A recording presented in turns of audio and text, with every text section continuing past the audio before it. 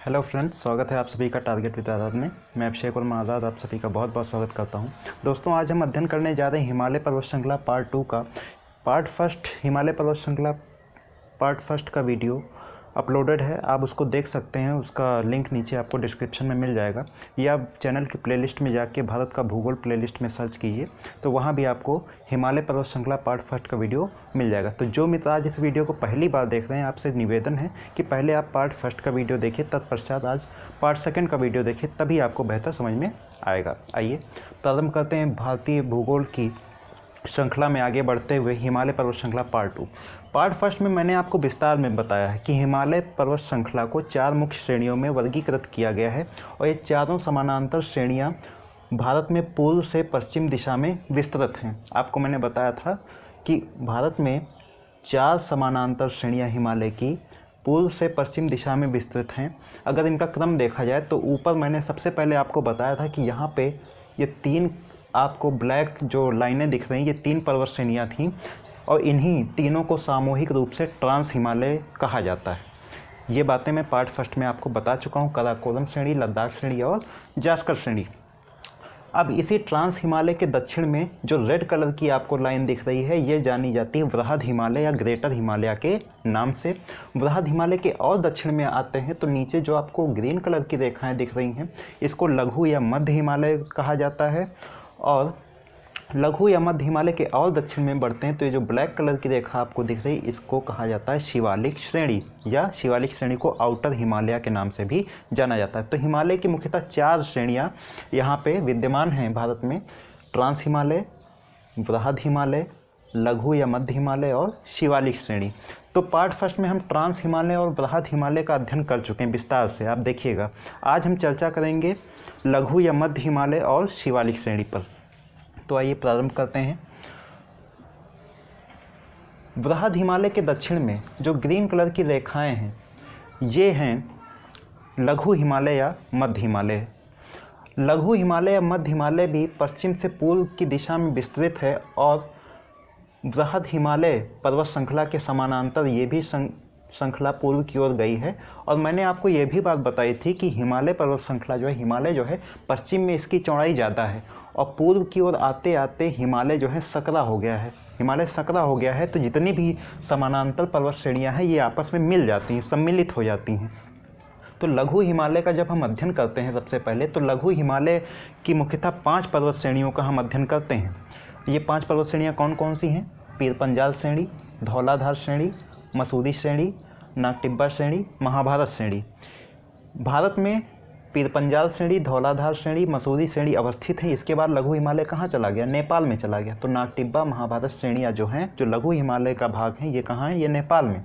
इसके बाद लघु हिमालय और वृहद हिमालय, ये सारी पर्वत श्रेणियाँ इतनी संकरी हो गई हैं कि आपस में मिल गई हैं लगभग। तो आगे इनका अध्ययन थोड़ा जटिल हो जाता है, वहाँ फिर अध्ययन करना उचित नहीं रहता है। तो हम सिर्फ महाभारत श्रेणी तक ही इसका अध्ययन करते हैं। तो आइए सबसे पहले लघु या मध्य हिमालय की बात करें। पहले मैं एक चीज़ और आपको बता दूं, पार्ट फर्स्ट में अगर आपने देखा होगा सही से, तो जो हिमालय की सबसे ऊंची श्रेणी है, हिमालय की सबसे ऊंची श्रेणी है, वो है वृहद हिमालय या ग्रेटर हिमालय। और दुनिया में सबसे ऊंची चोटी वाले जो पर्वत पाए जाते हैं, मैंने आपको बताया था वो कहाँ पे, वो वृहद हिमालय पर्वत श्रेणी पर ही पाए जाते हैं, जो रेड कलर की आपको दिख रही।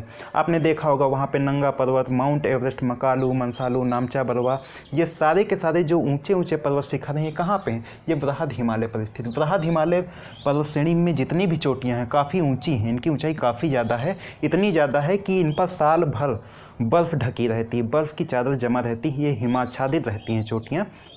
इस वजह से वृहद हिमालय की चोटियों पर वनस्पतियों का अभाव रहता है, वहाँ पे खूबसूरती आपको सिर्फ बर्फ़ की चादर में ही देखने को मिलेगी। वहीं लघु हिमालय जो है, अब लघु हिमालय में जितनी भी पर्वत चोटियाँ हैं, इनकी ऊंचाई वृहद हिमालय की चोटियों से कम है। और लघु या मध्य हिमालय वृहद हिमालय की तुलना में ज़्यादा रुचिकर है और हरा भरा है, खूबसूरत है। इसीलिए जितने भी पर्यटक स्थल, जितने भी हिल स्टेशंस हैं, वो कहाँ पे बसे हुए हैं? वो लघु या मध्य हिमालय पे ही बसे हुए हैं। लघु या मध्य हिमालय शीतोष्ण जलवायु वाला क्षेत्र है, ठीक है। तो लघु हिमालय या मध्य हिमालय की जो पहली सबसे पश्चिमी श्रेणी जो है, वो यहाँ पे आपको दिख रही है, जम्मू कश्मीर में अवस्थित है। इसका नाम है पीर पंजाल श्रेणी। कौन सी श्रेणी? पीर पंजाल श्रेणी। पीर पंजाल श्रेणी मुख्यतः जम्मू कश्मीर में अवस्थित है। पीर पंजाल श्रेणी के दक्षिण में यहाँ पे जो रेड डॉट आप देख रहे हैं ये जम्मू है, और पीर पंजाल श्रेणी के उत्तर में ये जो ब्लैक डॉट आप देख रहे हैं ये कश्मीर घाटी का इलाका है। कश्मीर घाटी के इलाके में ही आपकी वुलर झील स्थित है, डल झील स्थित है, और यहीं पे स्थित है श्रीनगर। पीर पंजाल श्रेणी के दक्षिण में जम्मू और पीर पंजाल श्रेणी के उत्तर में क्या है? श्रीनगर अवस्थित है। अब जम्मू से और श्रीनगर तक एक हाईवे जाता है, एक सड़क जाती है, एक मार्ग जाता है, और ये जो रास्ता है ये पीर पंजाल श्रेणी से होकर गुजरता है, और पीर पंजाल श्रेणी में ही अवस्थित है बनिहाल दर्रा। तो बनिहाल दर्रा जो है ये जम्मू को जोड़ता है किससे? श्रीनगर से। ये मार्ग कहाँ से? बनिहाल दर्रे से होकर जाता है। प्रश्न बनता है कि बनिहाल दर्रा किनको किनको जोड़ता है, तो आप बताएंगे जम्मू को श्रीनगर से जोड़ता है बनिहाल दर्रा। तो ये आपको ध्यान, बनिहाल दर्रे में ही जवाहर सुरंग स्थित है। आपसे प्रश्न पूछेगा जवाहर सुरंग कहाँ स्थित है, तो आप बताएंगे बनिहाल दर्रे में। बनिहाल दर्रा किन दो स्थानों को जोड़ता है? जम्मू को जोड़ता है श्रीनगर से। जम्मू में ही यहाँ पर ही वैष्णो देवी माता का मंदिर स्थित है। पीर पंजाल श्रेणी जम्मू कश्मीर राज्य में। पीर पंजाल श्रेणी के पूर्व में आएंगे तो यहाँ पे राज्य है हिमाचल प्रदेश। पीर पंजाल श्रेणी के पूर्व में ये जो श्रेणी है लघु हिमालय की दूसरी श्रेणी, ये जानी जाती धौलाधार श्रेणी के नाम से। हिमाचल प्रदेश की राजधानी शिमला कहाँ अवस्थित है? वो धौलाधार श्रेणी पर ही अवस्थित है।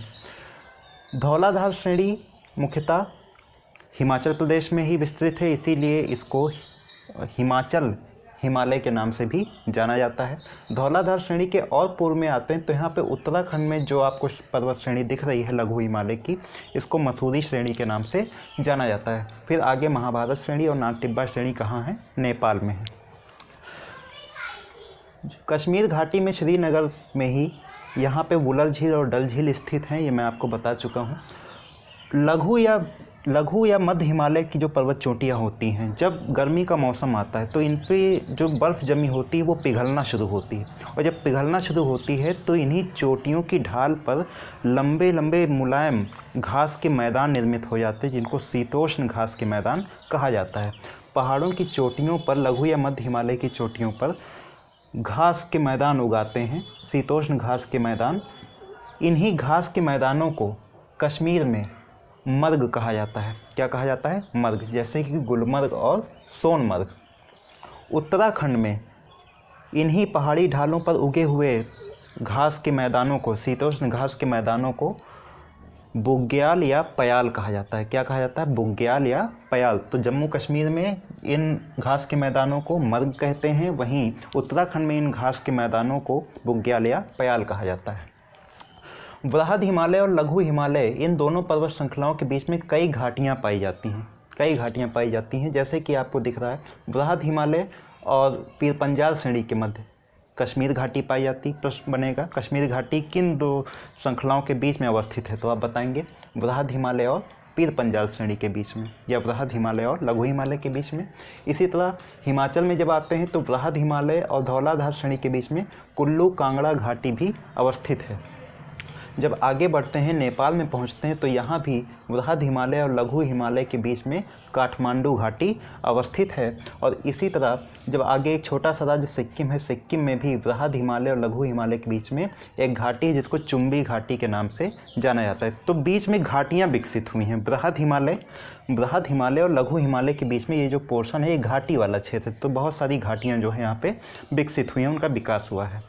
मैंने बताया लघु या मध्य हिमालय काफ़ी ज़्यादा रुचिकर है और बहुत ही खूबसूरत क्षेत्र है, शीतोष्ण जलवायु वाला क्षेत्र। तो जितने भी पर्यटक स्थलों का विकास हुआ है, स्वास्थ्यवर्धक पर्यटक स्थल जहाँ पे लोग गर्मियों में अक्सर अपनी छुट्टियाँ बिताने जाते हैं, वो सारे के सारे लघु या मध्य हिमालय पर ही स्थित हैं। जैसे कि यहाँ पे हिमाचल प्रदेश में शिमला, मनाली, डलहौजी, ये शिमला, कुल्लू मनाली, डलहौजी, ये सारे के सारे जो पर्यटन स्थल हैं वो कहाँ पे हैं? वो धौलाधार श्रेणी यानी लघु हिमालय पर ही हैं। इसी तरह जब उत्तराखंड में हम आते हैं तो उत्तराखंड में भी आप देख रहे हैं मसूरी, रानीखेत, नैनीताल, विंडसर, ये सारे के सारे पर्यटन स्थल ये भी कहाँ अवस्थित हैं? मसूरी श्रेणी यानी कि लघु या मध्य हिमालय पर अवस्थित हैं। तो यहाँ पे बहुत सारी घाटियाँ भी पाई जाती हैं, वो भी आप देख रहे हैं। तो ये जो है आपको ध्यान रखने हैं सारे के सारे तथ्य। लघु या मध्य हिमालय के अंतर्गत इन्हीं 5 श्रेणियों का हम अध्ययन करते हैं, आगे फिर अध्ययन नहीं किया जाता है। ठीक, तो इतनी बातें आपको ध्यान रखनी है। और फिर यहाँ पे अब लघु हिमालय के बाद जब बढ़ते हैं शिवालिक पर, तो लघु हिमालय के दक्षिण में जो ब्लैक कलर की रेखा आपको दिख रही है, ये हिमालय का नवीनतम भाग है, जिसको शिवालिक श्रेणी या आउटर हिमालय के नाम से जाना जाता है। तो यहाँ पे शिवालिक श्रेणी जो है, शिवालिक श्रेणी सबसे नवीन भाग है, सबसे बाद में निर्मित हुआ है। आपसे पूछेगा हिमालय का कौन सा भाग नवीनतम है, तो आप बताएंगे शिवालिक श्रेणी या आउटर हिमालय सबसे बाहर है, इसलिए आउटर हिमालय। और जो बृहद हिमालय है इसको इनर हिमालय, आंतरिक हिमालय भी कहते हैं। अब यहाँ पे शिवालिक श्रेणी जो है, शिवालिक श्रेणी का अगर आप अस्तित्व देखेंगे तो शिवालिक श्रेणी का जो अस्तित्व है वो मुख्यतः आपको यहाँ तक दिखाई पड़ेगा। यहाँ नेपाल से कोसी नदी निकलती है, कोसी नदी बिहार में जाके फिर आगे जाके गंगा में मिल जाती है और फिर चली जाती है बांग्लादेश। तो शिवालिक का अस्तित्व तो हमको सिर्फ यहाँ पर कोसी नदी तक ही दिखाई पड़ता है। इसके बाद शिवालिक श्रेणी का अपना स्वतंत्र अस्तित्व नहीं रह जाता। मैंने बताया आपको कि पूर्व में जाते हुए हिमालय काफ़ी सकरा हो गया, तो सभी पर्वत श्रेणियाँ आपस में सट गई हैं, मिल गई हैं, तो इसलिए आगे अध्ययन करना अलग अलग काफ़ी ज़्यादा जटिल हो जाता है। तो इसका स्वतंत्र अस्तित्व हमको कोसी नदी तक ही देखने को मिलता है। लेकिन जब हम पूर्वोत्तर में बढ़ते हैं तो पूर्वोत्तर में अरुणाचल प्रदेश में यही शिवालिक पर्वत श्रेणी छोटी छोटी पहाड़ियों के रूप में बिखरी हुई हमको दिखाई पड़ती है। इसके छोटे छोटे पार्ट हमको अरुणाचल प्रदेश में दिखाई पड़ते हैं। जो विभिन्न पहाड़ियां हैं इनको अलग अलग नामों से जाना जाता है। अरुणाचल प्रदेश में जो शिवालिक का ये पार्ट है, ये पहाड़ी, ये जानी जाती है डफला पहाड़ी के नाम से। इसके बाद जो अगली पहाड़ी है ये मिरी पहाड़ी है, इस नाम से जानी जाती है।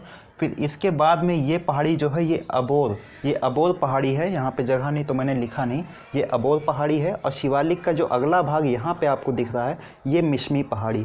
तो डफला, मिरी, अबोर, मिश्मी, ये सारी की सारी जो आपको पहाड़ियाँ दिखाई पड़ रही हैं अरुणाचल प्रदेश में, ये सारी की सारी शिवालिक श्रेणी का ही भाग हैं। आगे की वीडियो में मैं आपको पूर्वोत्तर की पहाड़ियों के बारे में भी बताऊंगा। आप देख रहे हैं कि बृहद हिमालय जो है लाल रंग की रेखा, यहाँ से दिहांग गाज के पास से हिमालय अचानक दक्षिण की ओर मुड़ जाता है, और दक्षिण की ओर मुड़ जाता है तो पूर्वोत्तर राज्यों में भी काफ़ी ज़्यादा विस्तार है हिमालय की पहाड़ियों का। तो उनके बारे में नेक्स्ट वीडियो में हम चर्चा करेंगे। अब शिवालिक के बाद में, जैसे कि आपको मैंने बताया था कि बृहद हिमालय और लघु हिमालय के बीच में बहुत सारी घाटियाँ पाई जाती हैं। इन घाटियों के नाम भी आपने देखे, बहुत सारे पर्यटन स्थल हैं उनके नाम भी आपने देखे। इसी तरह लघु हिमालय और शिवालिक के बीच में भी कुछ घाटियाँ पाई जाती हैं। लघु हिमालय और शिवालिक श्रेणी के बीच में भी कुछ घाटियाँ पाई जाती हैं, और इन घाटियों को उत्तराखंड में दून या द्वार बोला जाता है। क्या बोला जाता है? दून या द्वार, जैसे कि देहरादून और हरिद्वार। तो ये सारी की सारी बातें आपकी शिवालिक श्रेणी से संबंधित हैं। तो आज की इस वीडियो में हमने चर्चा की मुख्यतः हिमालय की लघु या मध्य हिमालय श्रेणी और शिवालिक श्रेणी पर। पार्ट फर्स्ट में ट्रांस हिमालय और बृहद हिमालय पर अध्ययन किया जा चुका है। तो मैं उम्मीद करता हूँ कि काफ़ी कुछ चीज़ें आपको यहाँ पे क्लियर हुई होंगी। अगले वीडियो में हम चर्चा करेंगे पूर्वोत्तर में जो हिमालय का विस्तार है उनकी पहाड़ियों पर, और हिमालय का भौगोलिक विभाजन भी मैं आपको बताऊँगा। तो बने रहें हमारे साथ। अगर आपको वीडियो अच्छा लग रहा हो, काफ़ी कुछ अगर सीखने को मिल रहा हो, तो आप लाइक करें, कॉमेंट करें। आपके कॉमेंट्स का हमको इंतजार रहता है बेसब्री से। और अगर आपने अभी तक चैनल को सब्सक्राइब नहीं किया है तो सब्सक्राइब ज़रूर करें। लॉकडाउन पीरियड चल रहा है, अपनी स्टडी को धार देते रहें। दोस्तों एक चीज़ ज़रूर याद रखिएगा, लॉकडाउन हो तो हो पर लॉकडाउन नहीं होना चाहिए। तो अपनी तैयारी को आप बनाए रखिए, मैं आता रहूँगा आपके साथ। और करंट अफेयर सीरीज़ भी निःशुल्क सभी के लिए जारी है, तो आप वीडियो देखा करें, शेयर किया करें, एनालिसिस देखा करें, बहुत ज़्यादा आपको फ़ायदा होगा। करंट अफेयर्स के साथ साथ सामान्य अध्ययन का भी आपका जो है रिवीजन होता रहेगा। तो मिलते हैं फिर नेक्स्ट वीडियो में। तब तक के लिए अपना ख्याल रखें, खुश रहें, बिंदास रहें। नमस्कार।